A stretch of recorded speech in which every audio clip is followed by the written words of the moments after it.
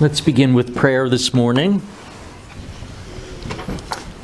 Our Heavenly Father, we come to you with thanksgiving and praise, especially mindful and grateful for this day that you have set apart so that your church knows when to assemble and why it assembles, that it is the Lord's Day, and on it we anticipate the eighth day, the creation becoming the new creation. And we are thankful that in the repetition of life and its rhythm, there is this constant reminder that we are moving forward, but we are moving forward to what has already been accomplished because we look backward to Jesus' resurrection. And now we pray that as we continue in this class, that you would be gracious to us, that we might learn together from your word and properly give thanks and praise. We ask this through Christ. Amen. All right, as I mentioned last week, we're in the home stretch. We've covered person, we've covered place. That only leaves thing, and I don't anticipate that thing will be as long as person and place. Temple especially took up a lot of time, which is a reminder of how large a role temple plays among the New Testament people of God.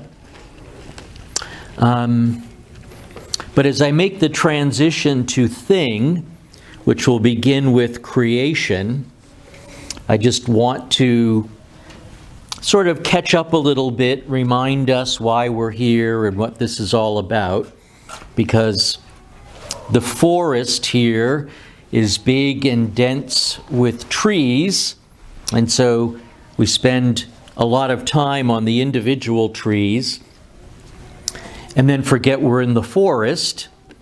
So as a reminder, I have identified these 9 features in Israel's life, its landscape, its architecture, its offices, its institutions, its documents that continue forward into the New Testament and thus provide a certain redemptive historical continuity.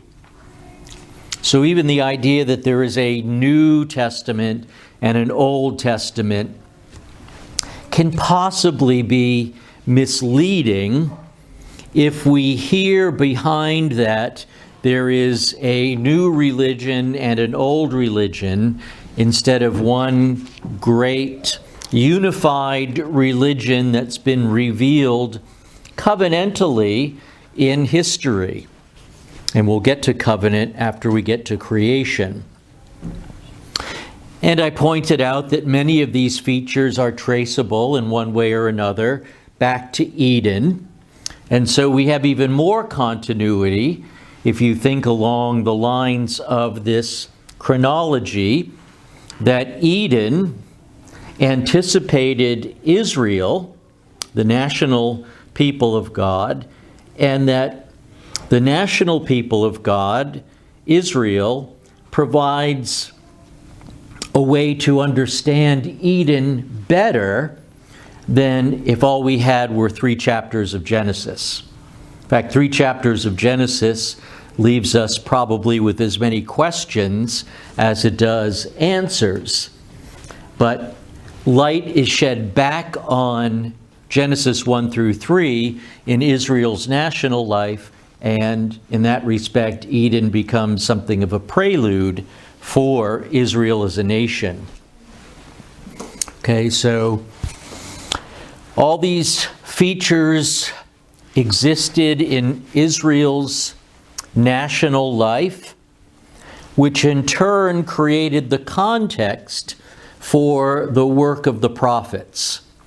So they spoke within the boundaries, the cultural, political, religious boundaries of their world, and spoke of the things that were meaningful to their contemporaries. They spoke of the king, they spoke of the temple, they spoke of the priesthood, they spoke of the land, they spoke of the city. These are the things that not only were familiar to the people of God at the time, but by distinguishing them, separating them out in their prophetic work, they help identify the 9. So in that sense, they confirm these 9 features by making them central to the renewal of Israel in their future. So in this sense, the new Israel could no more be Israel without these 9 elements than a new version of baseball could exist without pitchers and catchers, or bats, balls, bases, and gloves. It would cease being baseball even if we simply called it baseball. So, an illustration of this is the prophets describing in great detail a future Jerusalem with a restored temple. And during Jesus' Passion Week, he announces the total destruction of both. He then ignores the obvious question, if you are bringing in the kingdom of God, when will the new city and the new temple be built? Seeing that, as the New Testament believes, the prophets have to be fulfilled. We even saw a passage like that last week in John chapter 12. But Jesus doesn't answer that, while Acts, and then especially the epistles and the book of Revelation, do answer that. So simply because Jesus doesn't actually speak to it doesn't mean that the Spirit of God doesn't actually speak to it. He does in Acts, the epistles, and Revelation. And so these features, the city and its temple, they exist now. They are not metaphors, but as material realities in which the material Christ lives and serves. And I've shared this on a number of occasions over the years. We are so prone to think of Christianity as something almost wholly different than its ancestor religion. And we're so oriented to spiritual things being non-material that in countless cases, people tell me, whether in providing a profession of faith or in the classroom or in private conversations, that Jesus' humanity ended with his death. So I say, is Jesus fully human, meaning in the full sense of possessing a human body with skin and bones, right? A body that can have breakfast, and people will say no, and feel rather confident in saying no. And what they've done is they've flushed salvation down the toilet without really knowing it. But we're sort of arguing from Jesus as an individual to Jesus in his surroundings. And that is a place. If we had a map of God's creation, he would be on it. He would be on it in his full but glorified humanity. So if there were 2 or 3 features of Israel's national landscape that carried on into the New Testament, we might not be so cognizant of this continuity. So even though Protestant churches, probably Catholic too, recognize that the 3 offices of the Old Testament continue on in Jesus, the other 6 features aren't treated with the same degree of attention and respect. But I'm saying there are 9 features in Israel's national landscape that bind the 2 testaments into one larger and single story. And I think all of them demand our attention because they are by God's design.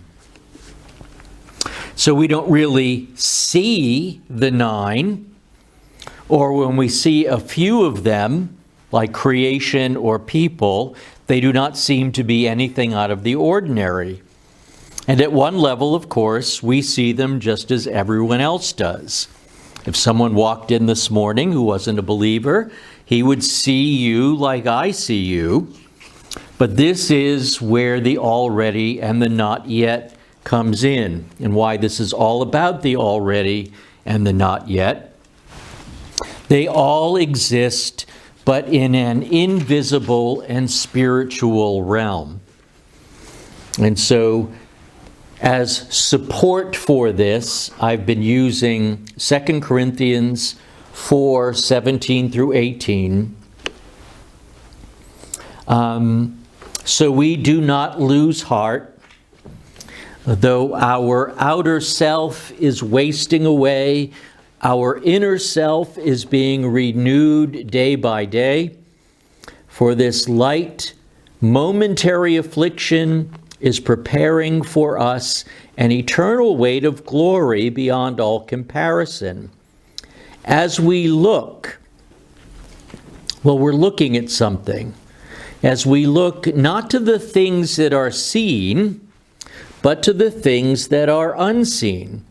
So, how many of you typically look at things you can't see? For the things that are seen are transient, but the things that are unseen are eternal. Okay, so we may not see them, but far from making them any less real, those things are, if you will, even more real if we look at them side by side with things that are seen. So it's the things that are seen which occupy 99.999% of our attention that are temporary, while the things that are unseen, which occupies any of our attention, those are the things that are eternal. And you can see that Paul says this is very practical for the Christian life because we do not lose heart. We do not lose heart in part because our attention is fixed on invisible yet eternal realities. Okay? So this passage is a window into the already not yet.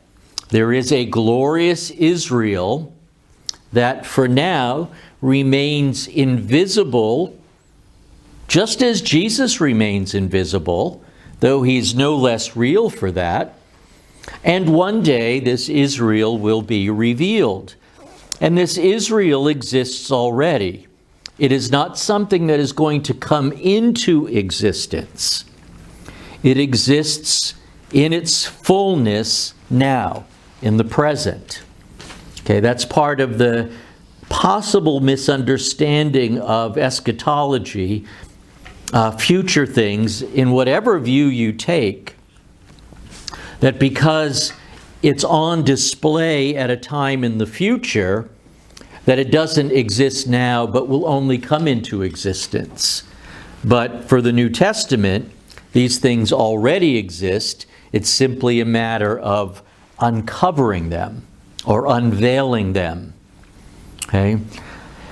And though I'm not going to deal with it in any detail right now, this is the only way to explain Colossians 3, 1 through 4. And I've heard people talk about Colossians 3, 1 through 4, preach on it, and they don't get it right because it doesn't make any sense. So in a sense, Colossians 3, 1 through 4 helps to prove my point, because it assumes a reality that we're not familiar with as Christians, surprisingly, and so it becomes something of a head scratcher. But if you have this framework that I'm providing, then Colossians 3, 1 through 4 fits beautifully within it. And interestingly, it's directly related to our sanctification. So once again, if I have to do this, I will. It's a relevant passage to our daily lives. If then you have been raised with Christ, seek the things that are above, where Christ is, seated at the right hand of God. Set your minds on things that are above, not on things that are on the earth.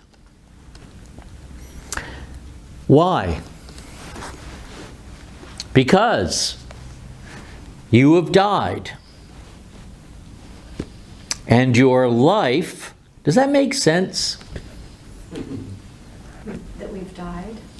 And then turn right around and say, your life, without using the past tense. So I'll fill in the blank. For you have died, and your life is hidden with Christ in God. I don't talk to dead people, but if I did, I would say, Bob, you have died, and your life is over. I don't say you have died, and your life is somewhere else. But it is where it always was, hidden with Christ in God. Then he flips it. This is very much like Galatians 2, 20 and 21. When Christ, who is your life,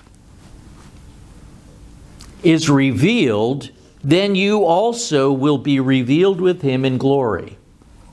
So you've been raised with Christ. How many of you feel like you've been raised with Christ? If you're like me, you didn't even feel like getting out of bed to turn off the alarm this morning, let alone feel like when Jesus was raised and ascended into heaven somewhere back in the 30s of the first century, I participated in that via my union with him, so that Paul says the center of your life now is the invisible world that you cannot see. But the center of that invisible world that you cannot see is Christ, who is seated at the right hand of God. So, you have died. This is all going back to Colossians 2, 10 through 12, 13 or so. It's a long development of that passage. But you still have a life, and that life is for now hidden with Christ in God. Christ indeed is your life. Like Paul says, the life I live in the flesh, I live by faith in the Son of God. When Christ, who is your life, when he is revealed, right? Christ is not going to come into existence sometime in the future. He's there in his full humanity, but he's hidden. When he's revealed, then you also will be revealed with him in glory. Now, who is receiving the glory in that passage? When Christ, who is your life, is revealed, then you also will be revealed with him in glory. Jesus. Of course, Jesus, but you too. We share in his glory. Okay? So, without the already not yet, you don't know what that passage means. So you'll find metaphors in it. I can't remember. It's been so long since I've actually worked on it carefully. I don't think Calvin quite gets this passage, but he didn't have Voss yet. This is a remarkable passage. And from it, Paul begins to teach what we would call sanctification. Are you talking about the Colossians passage? Yeah. Verse 5, therefore, seeing 1 through 4 is true, this is the inference and the application. Therefore, put to death your members that are on the earth, because your life is somewhere else. You died here, and your life is hidden with Christ in God, Christ who is your life when he appears. Then you will appear with him. So for now, put to death your members that remain on the earth. And I think he's talking not just to individual Christians, but the entire church.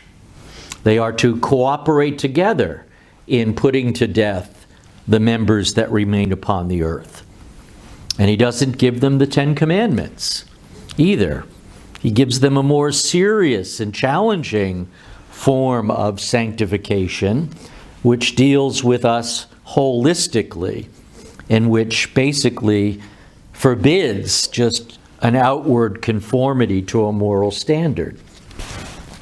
Okay, so at the close of this series, we'll survey passages like Colossians 3, 1 through 4, which do not make sense, or at least they don't make much sense, apart from this already not yet framework that undergirds Paul's theology.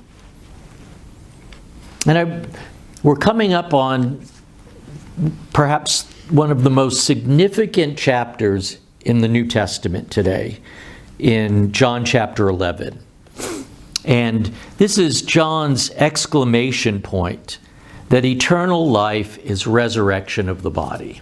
First of all, the raising of Lazarus is a connection to Jesus and then our resurrection. So we need to keep dispensing with just thinking that the end of the story is when we die and go to heaven. That takes all the meaning, it drains the meaning out of the John chapter 11 event. I forgot what I was going to say with that. Oh, anyway, just pay attention when we get there. Yeah, I forget. That's terrible.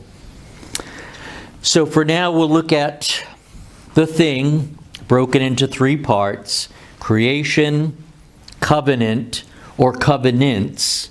They kind of both work. And people. There's a little piece of art on my office wall that has the 9, because I assigned this to my students, and every once in a while I'd let them have an art day, just to break the monotony of studying every day.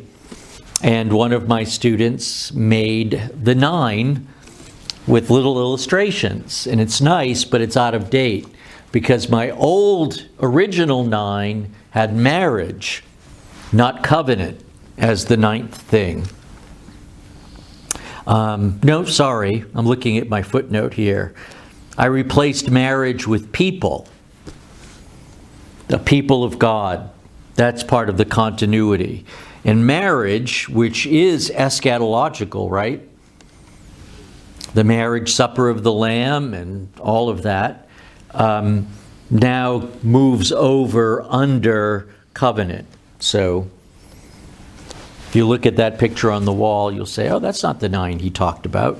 And that's because it's been updated and revised and remastered. All right, any questions about just that much? And why the already not yet makes sense of passages that otherwise can't make sense? Sitting here thinking, if and when the day ever does come where there's overt persecution of the church, this really is the In America. Yeah. Yeah, it's in America. Exclamation point. Yeah. But this is the secret sauce. This is the one that makes them scratch their heads and go, well, why aren't they, crying and wailing? Well, they might be, but it's a secret sauce. They can't see it, but we can see it, and they're confounded. Right. Yeah. Yeah, that's it's so interesting because your life is hidden with Christ in God, and even your life is yet to be revealed. And certainly in our culture, life means everything to human beings, just like in the animal kingdom, right? If a group of lions surround a water buffalo, the water buffalo doesn't say, "Okay, you got me," and fall on his back. He fights for it. He fights for his life. But we've exalted life in the sense of it is something to be experienced to the fullest. And therefore, it's what defines us. It's not just our animate existence that defines us. It's the quality of it that defines us. I can't escape it. It's so deep. Oh, I saw a little hand. It's so deeply woven into my being in the culture that people feel like failures, or they have self-esteem trouble, or they get frustrated with life because it hasn't worked out the way that they hoped it would. And I think the more materialistic we become as a culture, the more that will increase and create maybe what we're seeing already, a lot of discouragement and anxiety. But Paul says life belongs somewhere else. And someday I want to get this into a sermon. I don't want to force it into one where it doesn't belong. But I have this idea that, let's say, you do something that deeply harms me, and kind of the damage is irreparable. And then you come up to me and say, "Look, I'm sorry, I basically ruined your life." And I can say, as a Christian, and I'm not talking about me personally, just illustratively, "Well, that's okay, I have another one." And I think that's how Paul functioned in the world. That's okay, I have another one. In fact, I'm using the one that I have now, even though my outward man is wasting away and is afflicted in any number of ways, I have another one. So whatever happens to me now, that isn't what defines me. If we just think of disembodied existence in heaven, then we don't have another life. Right? Do you want a life without your body? What kind of life would that be? You're basically telling God, "Yeah, you said this was good, and then I guess you changed your mind and said, no, only the spiritual part of me was good." Bob, you too? You want to be Bob Sundquist. I don't know, what would you be, like a ghost with maybe glasses on? How will we know you? It's sort of funny, yeah. I'll have more to say about this in the sermon series, but okay, so if there are no questions, let's go into creation. First, and most obviously, what could be more fundamental to biblical religion than creation? It's how the story starts. That the one God in the beginning made all things of nothing by the word of his power in the space of 6 days, and all very good. And that God became Israel's God, so that when Israel defined itself over and against the idolatrous nations, Israel could say, "Look, you've got your gods, but our gods made the heavens and the earth. Our God is the creator God. You have creation stories, you have creation myths, you have creation stories. They're weird too. If you ever read any ancient Near Eastern creation stories, this God dies, and then some other gods come along and they take the carcass of the dead God and form it and shape it into what we call creation. The biblical story of creation has no parallel, as far as I know, in the ancient world. An invisible God who speaks and brings creation into existence. So our God is the true God. He created the heavens and the earth. At the same time, we also know that Adam's sin directly affected God's good creation, forcing it, and obviously Adam is a part of the creation, but now I'm separating Adam as God's vice-regent over the created order, just as Genesis does. So his sin directly affected God's creation, forcing it to undergo dramatic and highly undesirable changes. So Adam's sin reverberated outward far and wide, and its effect on his descendants, which is an important question in terms of theology and doctrine, and it's something that we all know well enough, we may not pay as much attention to the harm that it did to the creation itself.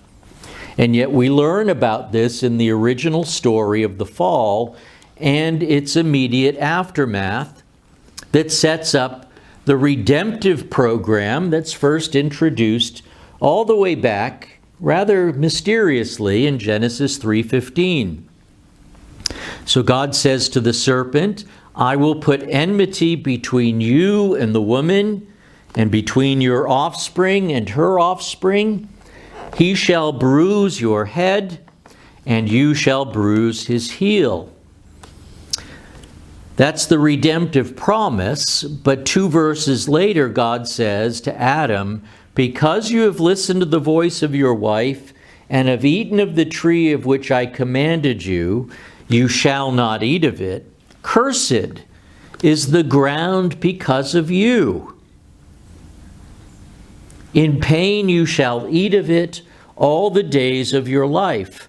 Thorns and thistles it shall bring forth for you, and you shall eat the plants of the field. By the sweat of your face you shall eat bread, till you return to the ground, for out of it you were taken. For you are dust, and to dust you shall return. About this passage, Meredith Kline wrote, man's transgression had involved the realm of nature, and the task of subduing it, though successful in measure by God's common grace, we really do have springtime and harvest and rain and so forth, it would be a frustrating, painful process culminating in death. Cursing the ground did not introduce new objects or laws of nature. The curse consisted in the earth's dominating and victimizing royal man, even reclaiming him. Recoiling from this Sheol function, that is, from being the grave, under the common curse, earth groans, longing for its resurrection deliverance, per Romans 8. And so Kline, quite rightly, points forward to Romans 8, where Paul shows us the extent of the redemptive program that began with those enigmatic words, I will put enmity between you and the woman. It's like getting a fortune cookie. What could this possibly mean? And yet the fact that God was going to do something, and that something had to do with a contest between humans and serpents, or what the serpent represented, was enough to inject some hope. And by the time we get to Romans 8, Paul surveys everything that has occurred.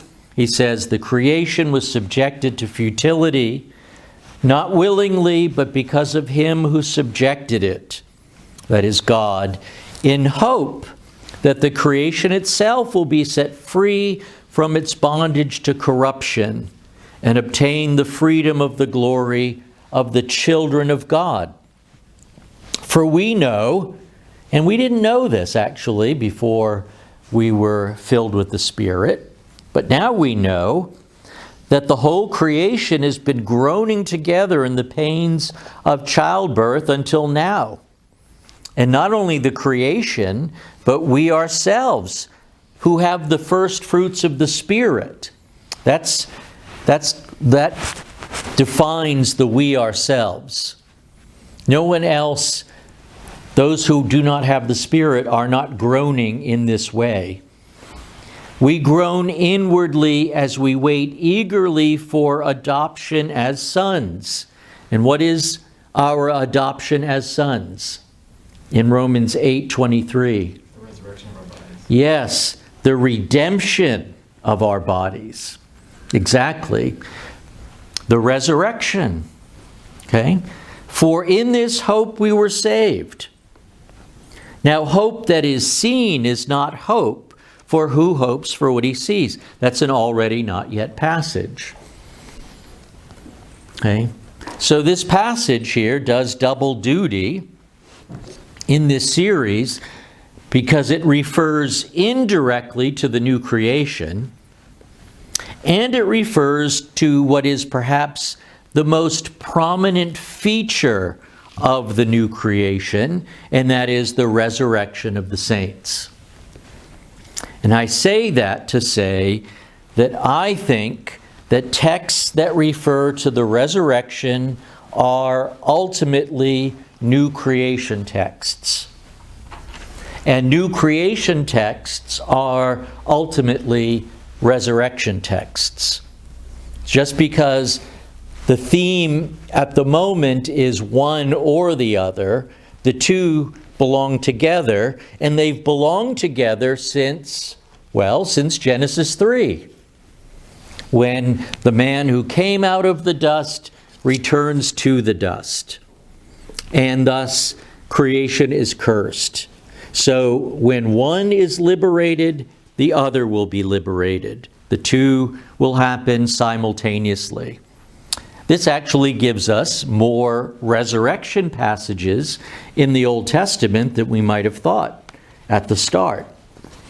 So, if these two go hand in glove, if they're two sides of the same coin, if they are fraternal twins, whatever kind of metaphor you want to use, to do justice to this topic, creation or new creation, I would have to survey the resurrection texts along with the creation texts, but that would extend the series well into my retirement years.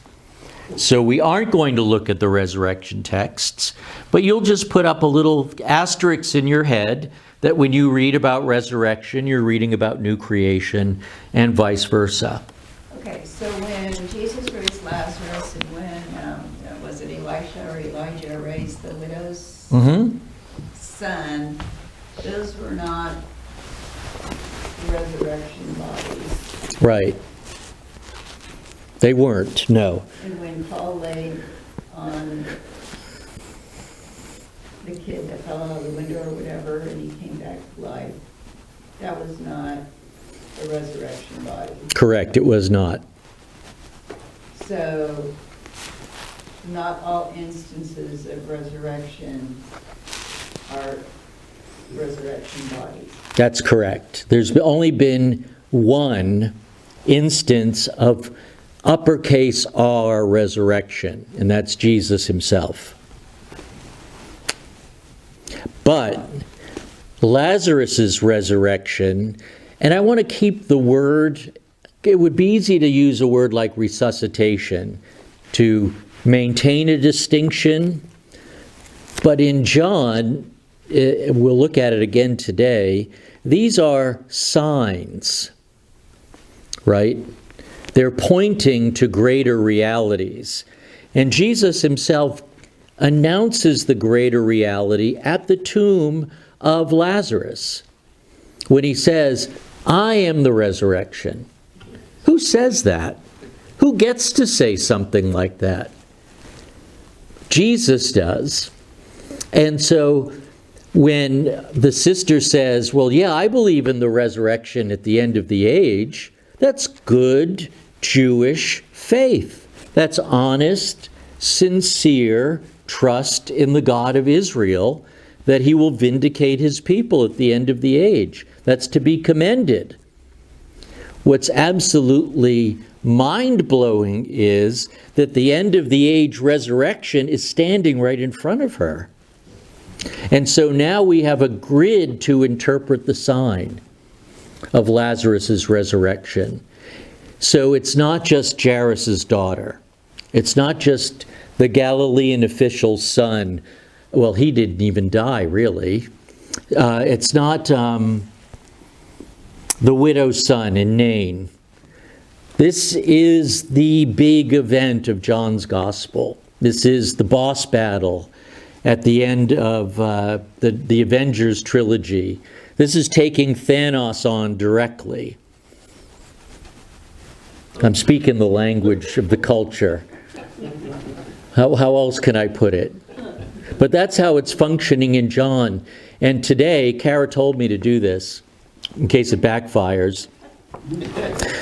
The sermon is going to be shorter, because I'm going to read John 11:1 all the way through 12:19.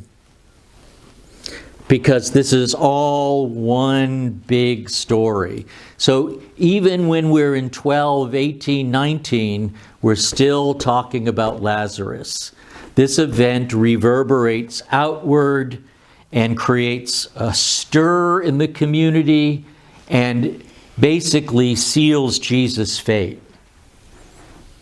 And it creates this, it's such wonderful literature. John's Gospel, it's fantastic because Lazarus is raised from the dead, right? So you're the religious leaders. What do you do about it? Well, first of all, you got to kill Lazarus. That's what the text says. We should probably kill this guy because look, but better than that is Caiaphas, who as high priest that year was prophesying without even knowing it. And he says this about the death of Jesus. Look, it's better for one man to die for the nation. Duh! It's just this fantastic Shakespearean moment where he's actually describing the substitutionary death of Jesus on behalf of his people, while he himself is plotting to kill him. So that's really cool. Anyway, so we won't continue on with that. I'll pick up with Romans 4:13 next time. I only have a couple of pages of notes on creation, new creation, much of which I basically covered close to the end of the Isaiah series. So we won't go into a lot of detail, but I'll take a minute for questions or any thoughts. Unsurprisingly, I have a question. So, but it's more of an academic one. I'm thinking about resurrection bodies and these folks that have been resurrected, not necessarily having that resurrection body yet. But what about people like Enoch and Elijah, who were taken to wherever they were taken, whatever they're doing? What is, maybe there's not really a clear answer on this, but it got me thinking, well, there's a couple of folks that didn't die. Right. So, are they resurrected? Or are they given a new body? Or are they just, it's I don't know that we have an answer. It just was a question I thought of. I don't know. Well, when they appeared with Jesus, Moses does, along with Elijah. yeah, they had bodies. We don't know that. Well, the disciples saw them. Yes, but we don't know what that means exactly. So, They recognized who they were somehow, and so they had to have not been ancient old gnomes. I know, I agree. And that's why I said, I don't know. I was actually imitating SpongeBob, but I'm the only one here who watches it. There weren't pictures of Moses and Elijah circulating through Israel, right? We don't know how the three disciples recognized them because they wouldn't have known what they looked like. But that might be just pressing the event for details that the event doesn't want to give up. They just knew that here were Elijah and Moses.